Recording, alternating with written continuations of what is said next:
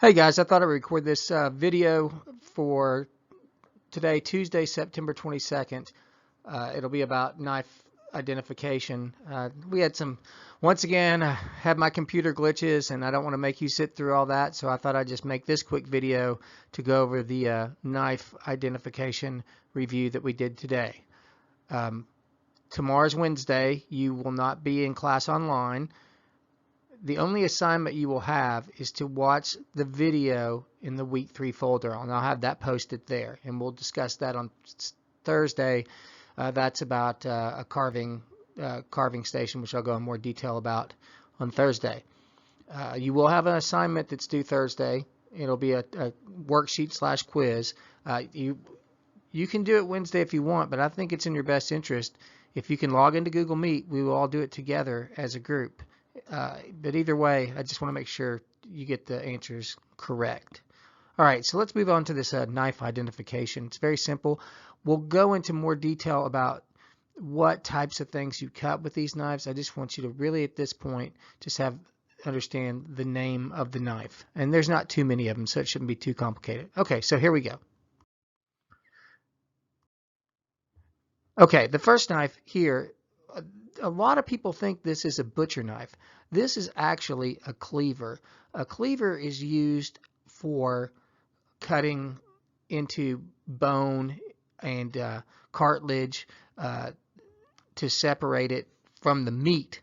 So a lot of people think this is a butcher knife. It is not a butcher knife. It is a cleaver. You would never cut onions or anything like that with it. It's more of a forceful motion to break something apart. That's what the use of a cleaver. On to the next one. This is a butcher knife. This right here is a butcher knife. It is used for cutting large pieces of meat. So when people say butcher knife, this is really what it is. It's a very long blade to make real long, big cuts, cut things into big pieces or chunks, if you will. So this is a butcher knife. On to the next one. This is a carving knife that's usually used at a buffet. Like if you go to a restaurant and there's a man up there carving ham or turkey, this is the type of knife that's usually used. And the one thing that, let me see if I can highlight it here, is if you can see right in this area right here, do you see how it's round? That's so when they put the meat onto the knife and then have another serving utensil, they wouldn't, accidentally hit. It's not pointy, so it wouldn't hurt anybody if the blade gets near them. So that's a buffet carving knife. And you can also see these ridges right here, these little scalloped edges. The reason for that is if a piece of meat, when you cut it, it doesn't stick to the blade as much and it'll fall away from the knife. Okay, so that's a carving knife. On to the next one. This is a fillet knife, usually used for cutting fish. It has several different uses, cutting the skin off fish. You can really get under the product. It has to be very sharp, and you can also see that it's flexible, and can use that to an advantage. And like I said, we'll go in more detail about how to use it and what you cut it with at a later time. So this is a fillet knife. On to the next one.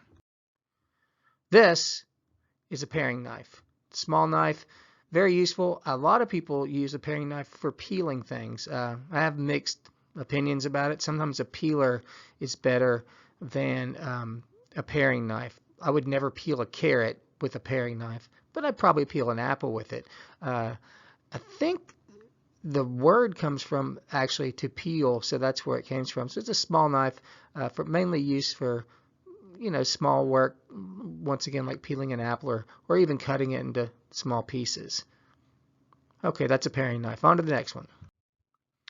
Okay, this is a very popular knife in this class, especially for people who are just starting out cutting. It's called the utility knife. Very versatile, great for small knife work like cutting strawberries, cutting fruit. Certain fruits, like if you're cutting strawberries in half or cutting oranges or something, it's just a great knife. The blade, I'd say this blade right here, let me see, it's hard to tell the size, but let me see here. I think this blade is only about 4 inches. So it's pretty small, but boy, it is a handy knife. So that's a utility knife, and we'll go into more detail about that later. Okay, now I think this is the last one here. This is chef's knife. That's not my knife. It's a chef's knife. So they call it a chef's knife or a cook's knife because it's so versatile. This is the one. This is the go-to for chefs and cooks. This is the one that we use the most. It's used for dicing. You have that rocking motion, which I'll show you later, and it's really, if you know how to use this knife correctly, you can cut a lot of things really fast. It definitely adds some speed to your cutting game. So these are the knives that we use in this class, and I need you to understand the names, and then we'll go into more detail later, and this will all be explained again on Thursday, and we'll go over the worksheet and the quiz together, or if you couldn't attend the Google Meet, we'll go over it. You can watch this video and then take the quiz. All right, have a nice day. Thanks, guys. Stop.